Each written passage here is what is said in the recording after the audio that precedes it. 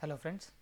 अब हम लोग थोड़ा सा और आगे बढ़ेंगे हमारे इस पर्टिकुलर यूनिट नंबर 4 के अंदर। ठीक है, अब हम लोग देख रहे थे obligation of parties to contract. ठीक है, तो मतलब जो जो आपकी पार्टीज होगी कॉन्ट्रैक्ट के लिए, तो उनके क्या क्या ऑब्लिगेशंस होंगे, क्या क्या नहीं, ये सब चीज़ें हम लोग यहाँ पे देखने वाले थे। तो हमने सबसे पहले देखा the parties to the contract must either perform और ऑफर टू परफॉर्म। मतलब क्या हुआ, जो भी आपकी पार्टीज टू कॉन्ट्रैक्ट होगी या तो उन्होंने खुद ने परफॉर्म करना चाहिए या ऑफर टू परफॉर्म भी करना चाहिए। Okay, unless such performance is dispense with और एक्सक्यूज, जब तक ये परफॉर्मेंस एक्सक्यूज नहीं किया गया लॉ के थ्रू, तब तक आपको तो परफॉर्मेंस करनी ही पड़ेगी। कुछ केसेस होते हैं जहां पे लॉ क्या करता है, आपकी परफॉर्मेंस को एक्सक्यूज कर देता है। मतलब आप अगर परफॉर्मेंस ना भी करो तो भी चलेगा, ऐसा कुछ सर्टेन केसेस में होता है। Okay, promises bind the representative. इसका मतलब क्या हो गया, जो आपके रिप्रेजेंटेटिव होंगे उनको भी कहीं ना कहीं प्रोमिसेस फुलफिल करने पड़ते हैं। लेकिन उन्हें कब फुलफिल करना पड़ेगा, if the promiser's death is there. अगर प्रोमिसर के डेथ हो जाती है तो उन्हें वहां पे प्रोमिसेस फुलफिल करने पड़ेंगे। ये बात का आप लोग प्रॉपरली ख्याल रखना। ओके, लेकिन जहां पे पर्सनल स्किल इन्वॉल्व है तो वहां फिर रिप्रेजेंटेटिव को कोई परफॉर्मेंस करने की जरूरत नहीं रहेगी। ओके, तो जैसे मैंने अमिताभ बच्चन साहब वगैरह का एग्जांपल आपको दिया था, तो वहां पे उनके जो रिप्रेजेंटेटिव है they are not required to make the performance of the contract. I hope सबके दिमाग में गया होगा। फिर इसके बाद हमने और यहाँ पे कुछ चीज़ें देखी थी, क्या, the obligation must be absolute. फिर इसके बाद में it may be noted that it is necessary for a party who wants to enforce the promise. मतलब जिस पार्टी को एनफोर्स कराना है उसने सबसे पहले अपने हिस्से की परफॉर्मेंस कर देनी चाहिए। अगर उस पार्टी ने अपना परफॉर्मेंस कर दिया तो ही फिर क्या होगा बताना, तो ही जाके कॉन्ट्रैक्ट के लिए वो एनफोर्स कर सकती है अगली पार्टी को। ओके, तो ये सब बातें हमने देखी। और फिर इसके बाद में हमने देखा कि भाई दो टाइप की चीज़ें हो सकती है, एक तो एक्चुअल परफॉर्मेंस हो सकता है या फिर ऑफर टू परफॉर्म भी हो सकता है।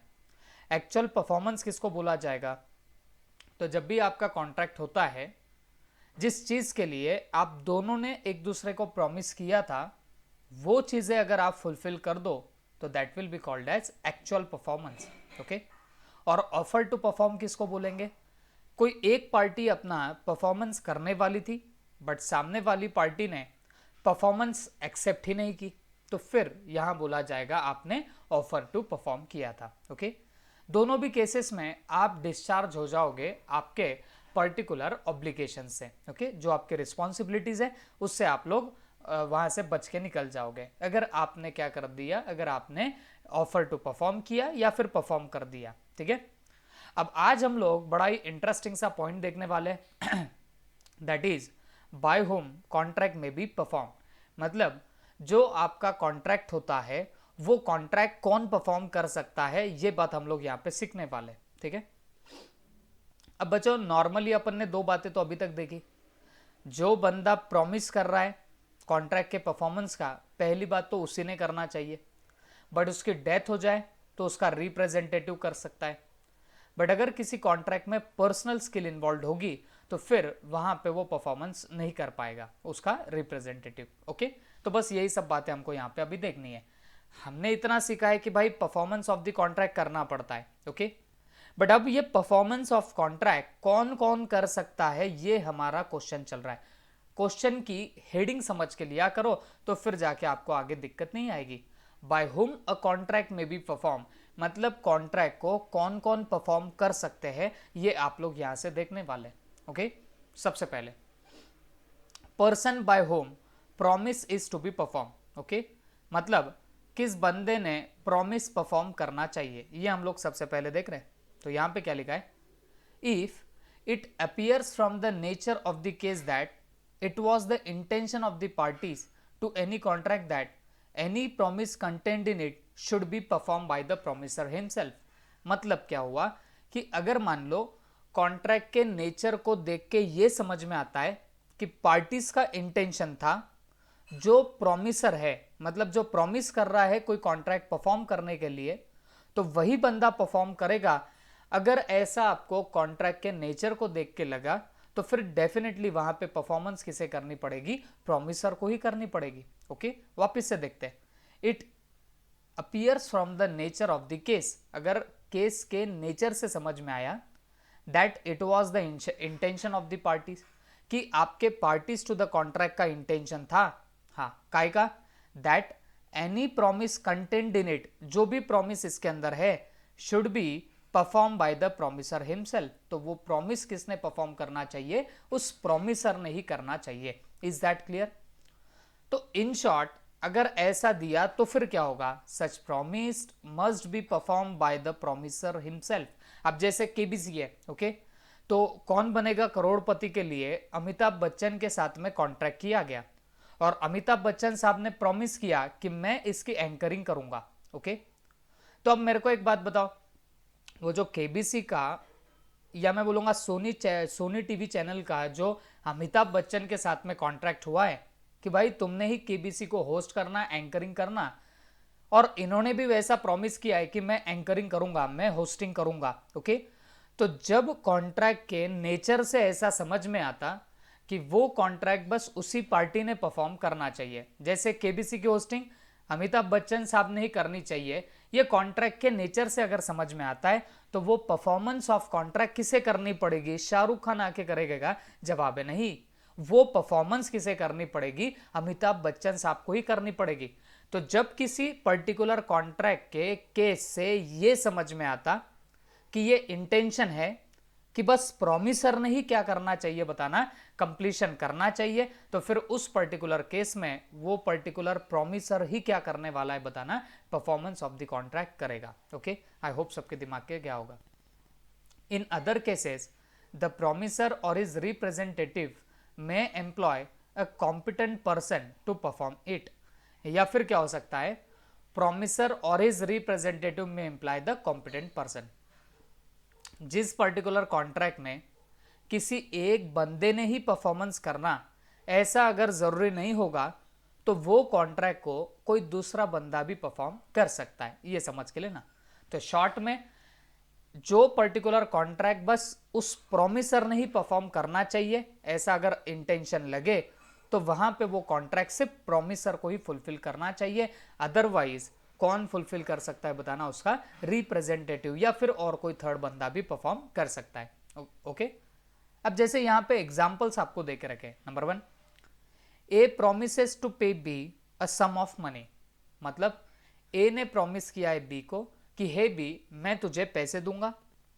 ए मे परफॉर्म हिज प्रॉमिस, और ए अपना प्रॉमिस परफॉर्म कर सकता है ईदर बाय पर्सनली, या तो खुद से परफॉर्म करेगा paying the money to B, और by causing it to be paid to B by another, या तो वो खुद पे कर देगा या किसी दूसरे से पेमेंट करने लगाएगा। ओके, तो कैसा भी हो जाए परफॉर्मेंस ऑफ कॉन्ट्रैक्ट माना जाएगा। ओके, बात समझ के लेना।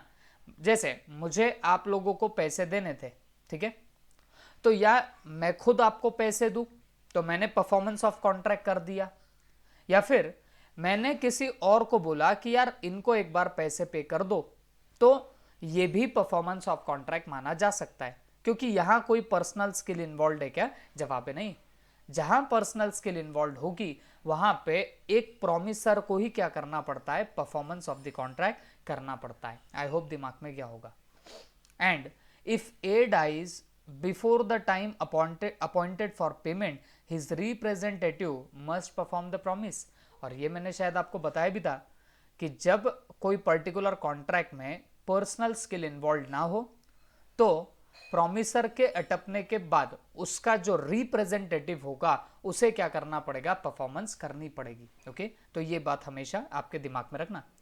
और employ some proper person to do so, या फिर कोई एक अच्छे बंदे को लगा देना ये सब काम करने के लिए। Okay, A promises to paint a picture for B, A ने प्रॉमिस किया कि मैं तेरे लिए एक पिक्चर बनाऊंगा, and this must be perform by the promiser himself, और ये प्रॉमिसर ने ही परफॉर्म करना चाहिए। ओके, क्योंकि यहाँ पे पर्सनल स्किल इन्वॉल्व हो गई। ओके, पेंटिंग वगैरह करना ये सब क्या हो गया, पर्सनल स्किल है। तो जहां पर्सनल स्किल आ गई तो वहां पे कौन कर सकता है बताना परफॉर्मेंस, वो पर्टिकुलर प्रॉमिसर ही परफॉर्म कर पाएगा। ओके, आई होप सबके दिमाग में क्या होगा। तो मैंने आपको कल डायग्रामेटिकली बताया, चार्ट फॉर्म में भी बताया कि जब आपकी परफॉर्मेंस अगर कोई पर्सनल स्किल पे डिपेंड है तो आप किसी रिप्रेजेंटेटिव को करने लगा सकते हो क्या? नहीं। तो मतलब आपके डेथ के बाद कोई रिप्रेजेंटेटिव कर पाएगा क्या? नहीं कर पाएगा। और जहां पर्सनल स्किल इन्वॉल्व नहीं है वहां रिप्रेजेंटेटिव जरूर जरूर कर सकते हैं। आई होप दिमाग में गया होगा। The promise under a contract में be perform as the circumstances में परमिट।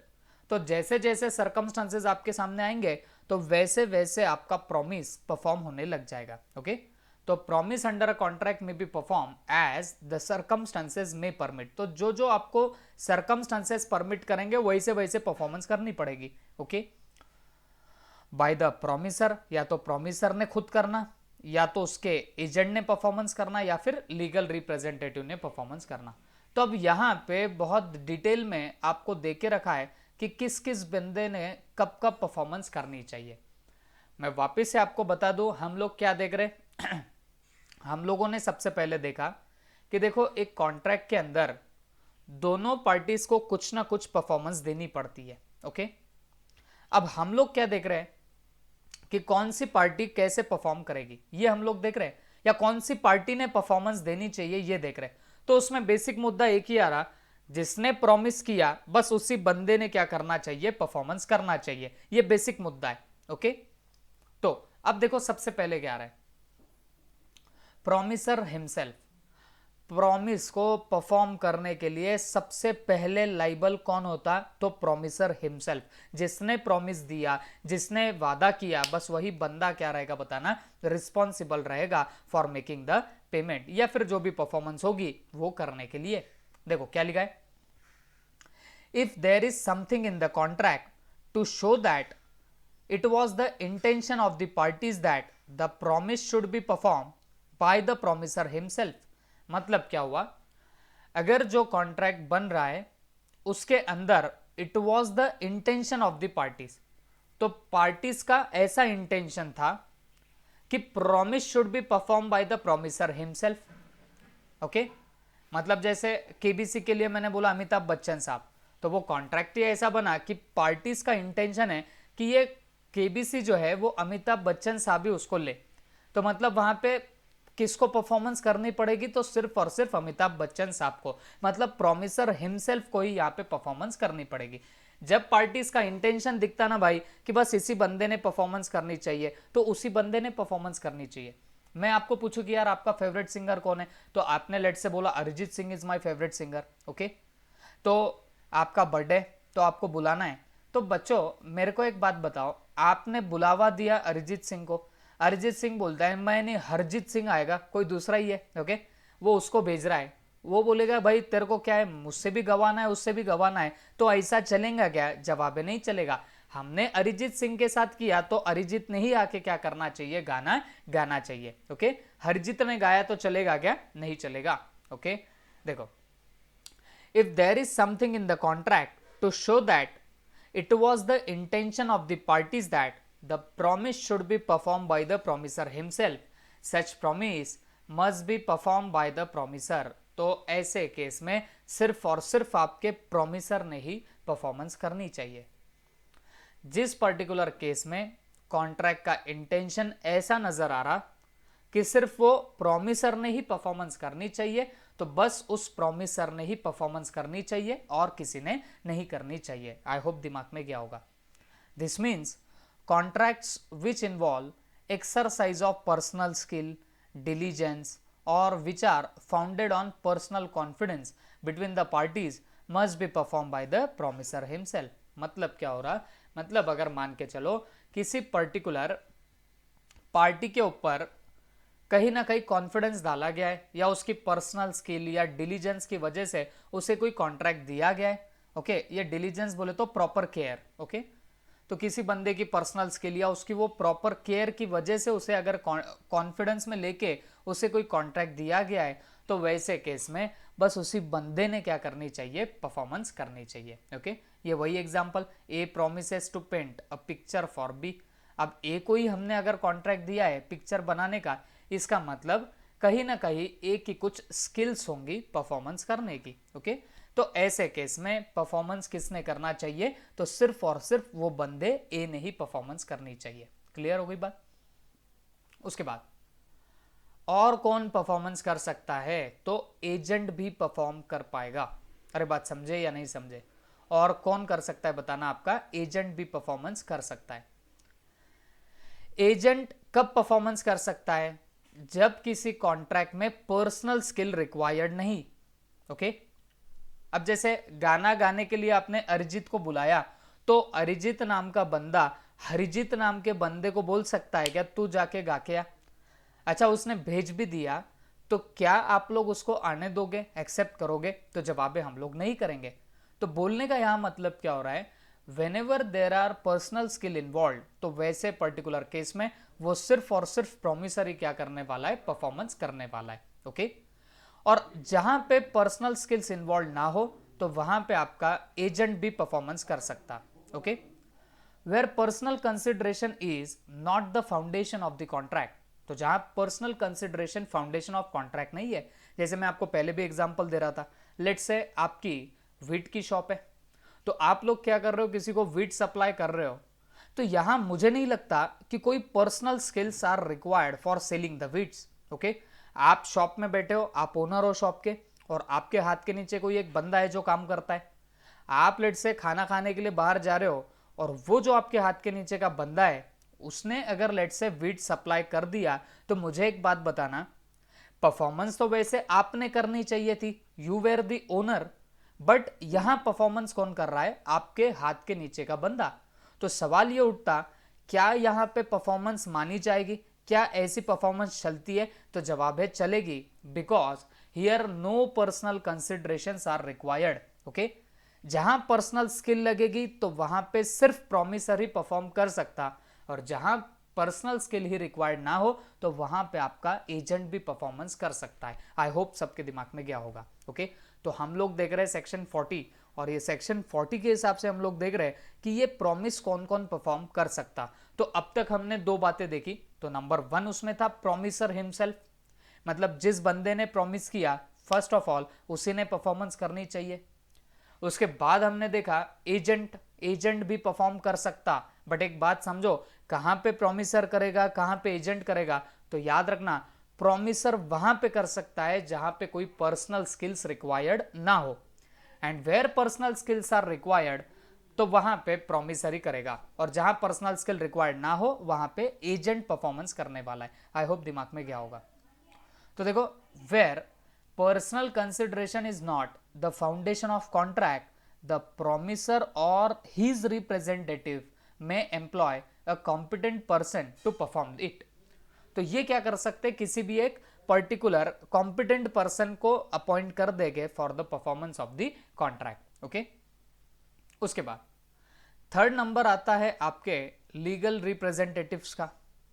अब देखो, इसके पहले भी हम लोग बात कर चुके हैं, जब कोई कॉन्ट्रैक्ट किसी बंदे को दिया जाए, और at the time of performing the contract, या हम बोल सकते हैं before the time of performing the contract बंदे की डेथ हो जाएगी, तो फिर उस पर्टिकुलर केस में क्या परफॉर्मेंस लीगल रिप्रेजेंटेटिव कर सकता है क्या? तो जवाब है जी हां, legal representative can perform the contract. लेकिन एक बात समझ के लेना, जहां पे पर्सनल स्किल रिक्वायर्ड नहीं है, वहीं पे लीगल रिप्रेजेंटेटिव भी परफॉर्मेंस कर पाएगा।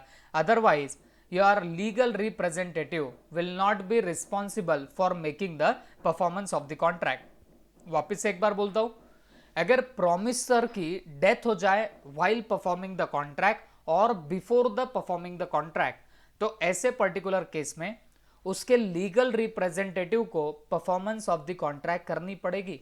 ओके, अब ये जो लीगल रिप्रेजेंटेटिव रहेगा, वो तभी परफॉर्म कर पाएगा whenever there is no involvement of personal skills. अगर पर्सनल स्किल्स इन्वॉल्व है, तो लीगल रिप्रेजेंटेटिव काम नहीं कर सकता, और अगर पर्सनल स्किल्स रिक्वायर्ड ना हो, तो फिर आपका लीगल रिप्रेजेंटेटिव वहां पे परफॉर्मेंस करने लग जाएगा। ओके, तो इन ग्राउंड्स को मोटा मोटा दिमाग में रखते हुए हम लोग इसके अंदर पढ़ते हैं। देखो क्या लिखा है, a contract which involves the use of personal skill or is founded on personal consideration comes to an end on the death of the promisor.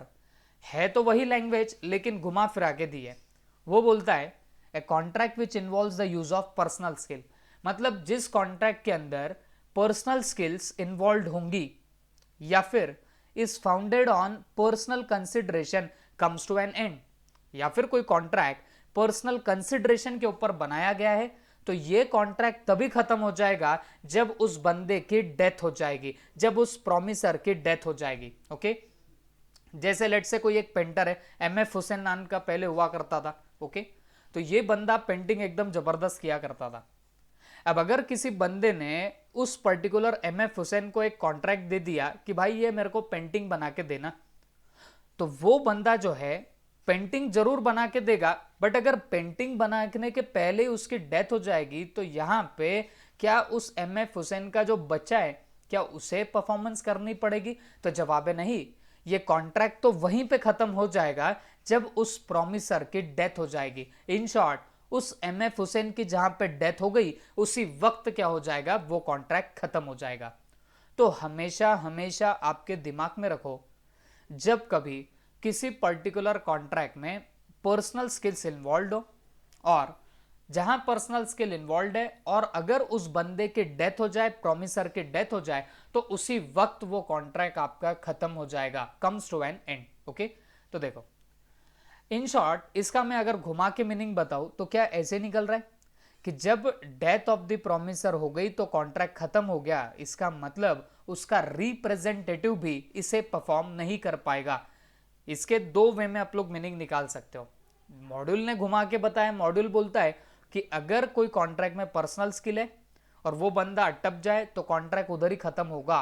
But अगर थोड़ा सा इसको घुमा के देखूं तो उसका मीनिंग कुछ ऐसा निकल रहा है कि अगर डेथ ऑफ द प्रॉमिसर हो जाए और ऐसा कॉन्ट्रैक्ट जिसमें पर्सनल स्किल इन्वॉल्व है तो वो खत्म तो हो जाएगा, इसका मतलब उसका लीगल रिप्रेजेंटेटिव भी अब इसको परफॉर्म नहीं कर पाएगा। ये चीज दिमाग में रखना। As regards any other contract the legal representative of deceased promisor are bound to perform it. Okay, हाँ, लेकिन एनी अदर कॉन्ट्रैक्ट मतलब ऐसा कॉन्ट्रैक्ट जहां पे पर्सनल स्किल्स इन्वॉल्व नहीं होगी। ओके, पर्सनल स्किल इन्वॉल्व तो ये अलग हो गया, और as regards any other contract का मीनिंग हम लोग क्या पकड़ेंगे, ऐसा कॉन्ट्रैक्ट जहां पे आपकी पर्सनल स्किल्स रिक्वायर्ड नहीं होगी। Okay, the legal representative of the deceased promiser, मतलब वो जो मरा हुआ प्रॉमिसर है, आर बाउंड टू परफॉर्म, उन्हें परफॉर्मेंस करनी ही पड़ेगी। ओके, लेट्स से एक ग्रोसरी शॉप वाला बंदा है, उसने बहुत से आइटम्स किसी एक पर्टिकुलर बंदे से परचेस करके लाके रखे हुए थे।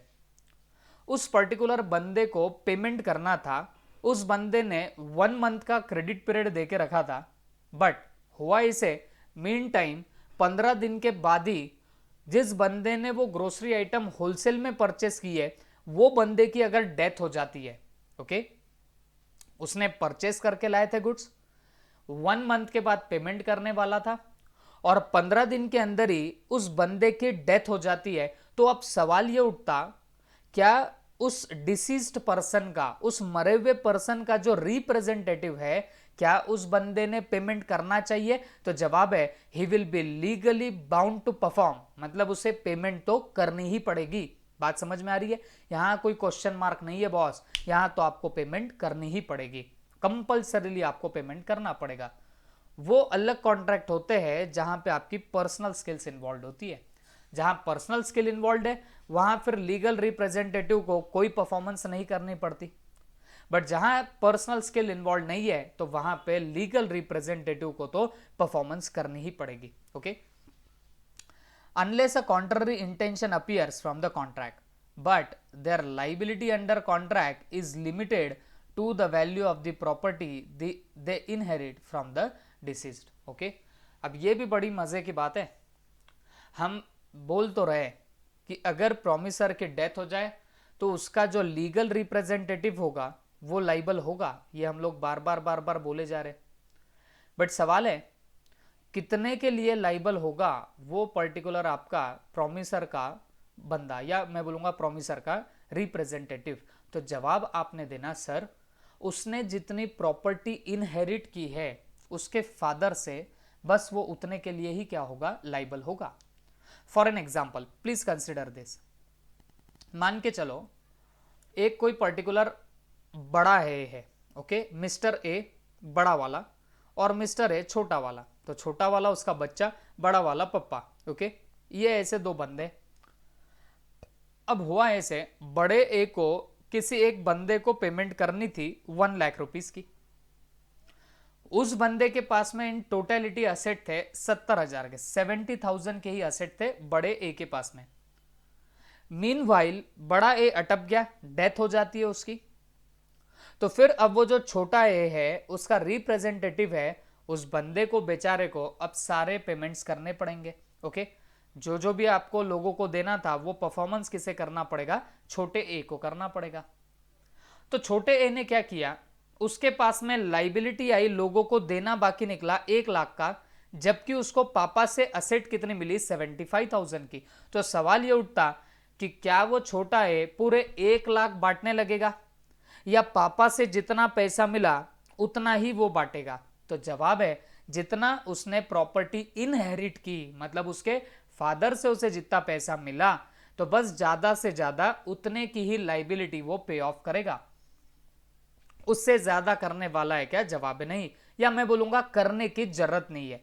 हाँ उसकी मर्जी, उसे देना चाहता है, वो खुद देना चाहता है तो बात अलग है, but according to law he has not to pay any money, उसको कोई देने की जरूरत होती ही नहीं है। हाँ वो अगर पेमेंट दे दे तो वो बात अलग है, ओके। तो this is your what, this particular part. I hope सबके दिमाग में गया होगा। ये 3 लोग हैं जो परफॉर्मेंस ऑफ कॉन्ट्रैक्ट कर सकते हैं। पहली बात तो प्रॉमिसर खुद का खुद तो परफॉर्म करेगा ही करेगा, जहां पे पर्सनल स्किल्स इन्वॉल्व है वहां प्रॉमिसर खुद परफॉर्मेंस करने वाला है, ओके। एजेंट कर सकता है क्या, कर सकता है, जहां पर्सनल स्किल रिक्वायर्ड नहीं है तो वहां एजेंट भी कर सकता। लीगल रिप्रेजेंटेटिव कर सकता है क्या, कर सकता है, कब, उसके प्रॉमिसर के डेथ होने के बाद लीगल रिप्रेजेंटेटिव लाइबल होगा, बट वो भी तब लाइबल होगा जब आपके पर्सनल स्किल्स इन्वॉल्व ना हो, और जब पर्सनल स्किल इन्वॉल्व हो गए तब ही will not be liable, okay. Example दिया है यहां पे, A promises to B ₹1 lakh on delivery of certain goods.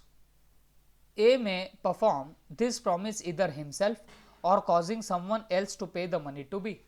अब भाई ए ने प्रॉमिस किया था बी को 1 लाख रुपीज देने के लिए, okay, on delivery of certain goods, मतलब कुछ गुड्स मिलेंगे तो वो डिलीवरी करेगा 1 लाख रुपीज की।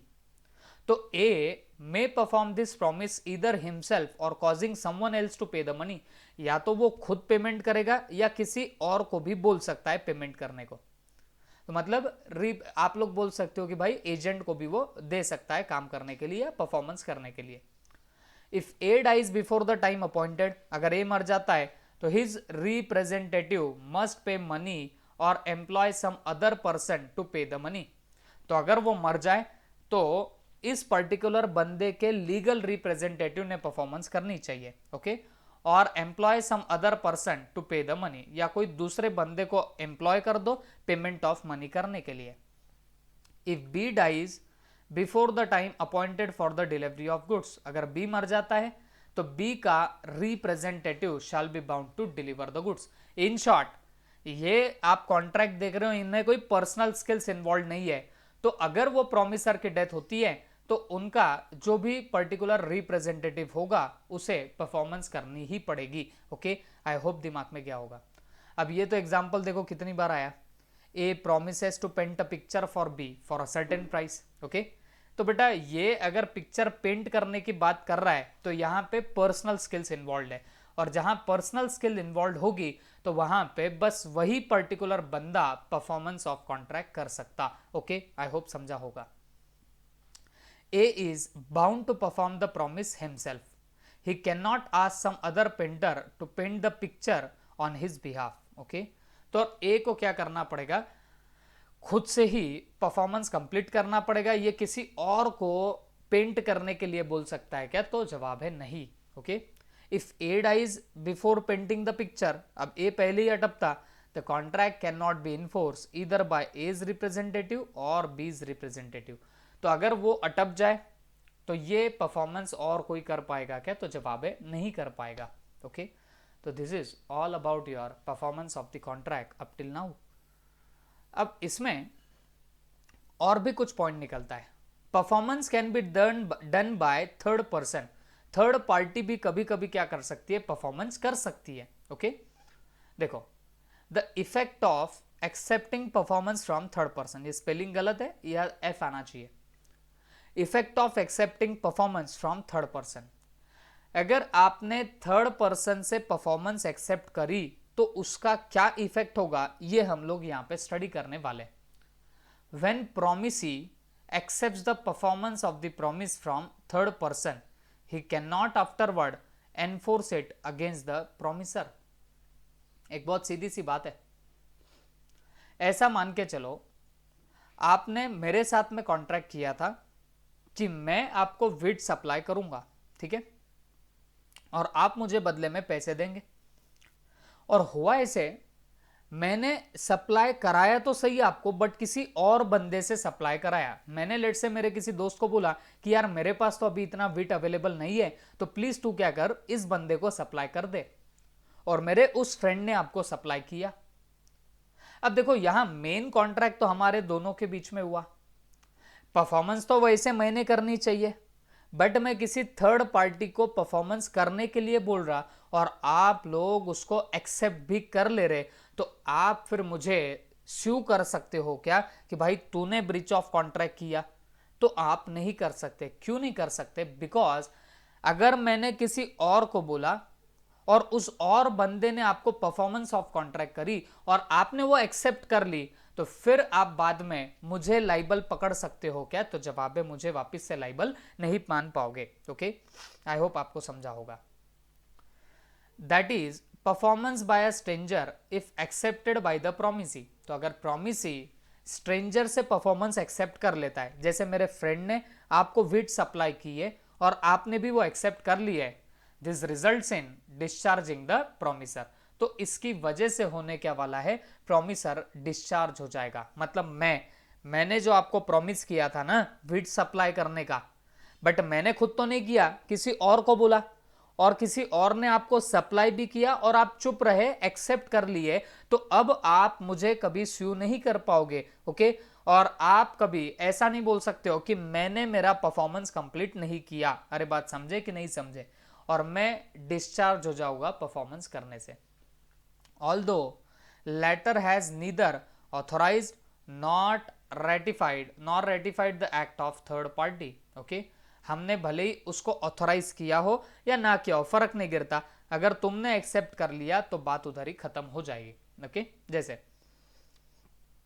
ए received certain goods from B promising to pay ₹1 lakh. ए को कुछ गुड्स मिले और उसने प्रॉमिस किया बी को ₹1 लाख देने का। Later on A expresses inability to make payment, और फिर बाद में ए पैसा ही नहीं दे पाया।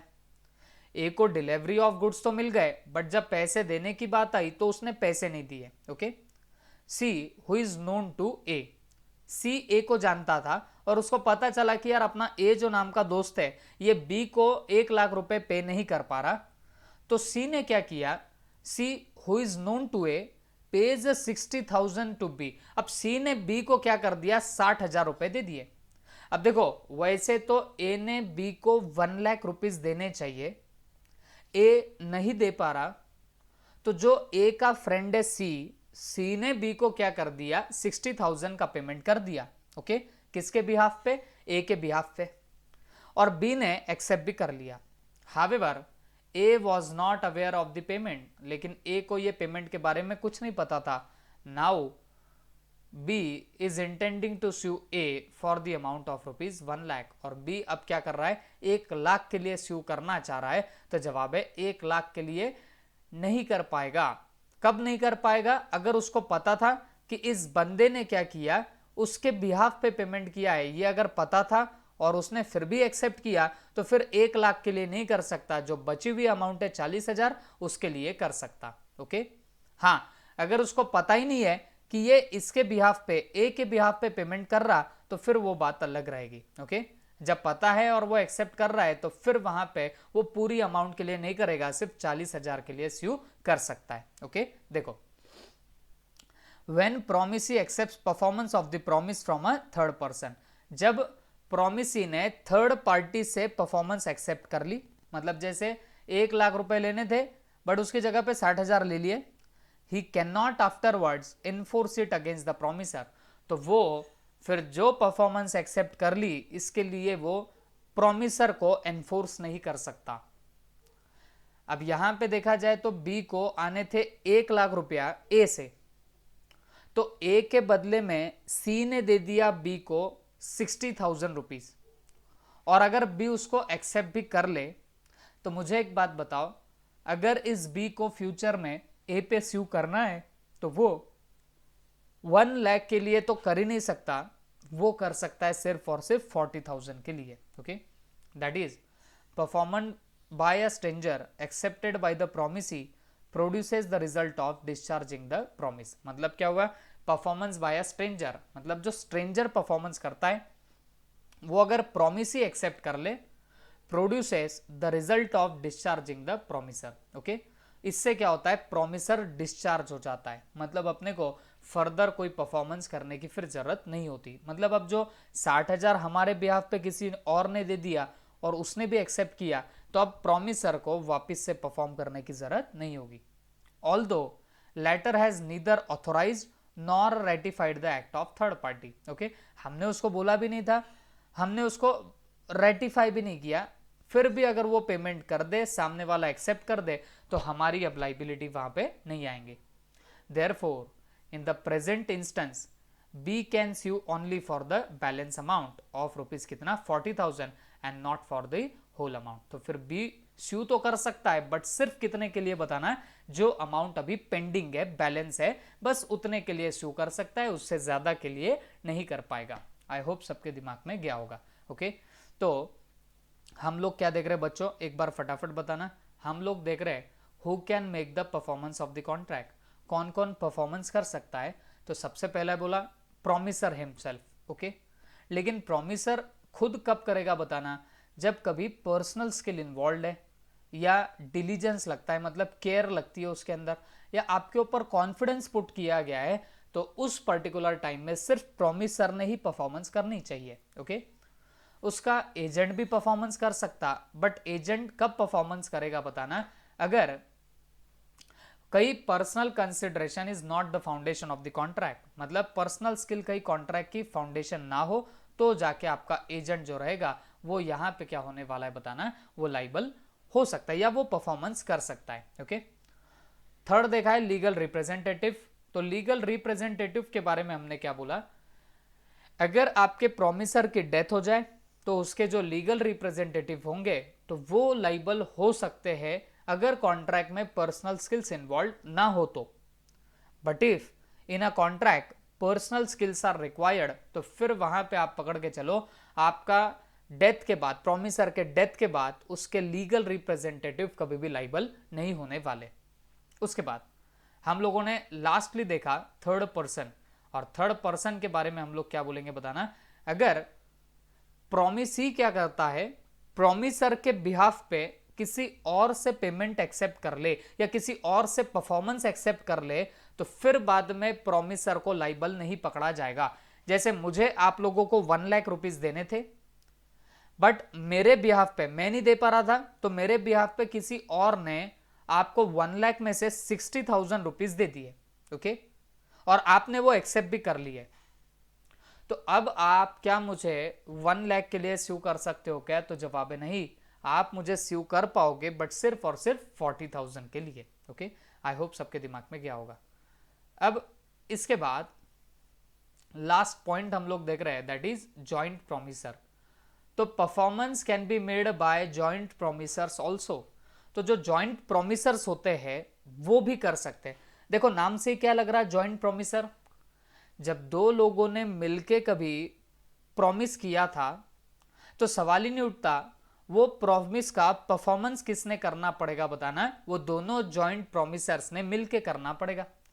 और अगर दोनों में से कोई एक जॉइंट प्रोमिसर अटपता, तो जो अटपा उसका लीगल रिप्रेजेंटेटिव दूसरे जॉइंट प्रोमिसर के साथ परफॉर्मेंस करेगा। दोनों के दोनों जॉइंट प्रोमिसर अटपे तो दोनों के रिप्रेजेंटेटिव परफॉर्मेंस करके आ जाएंगे। ओके, तो this is your joint promisor.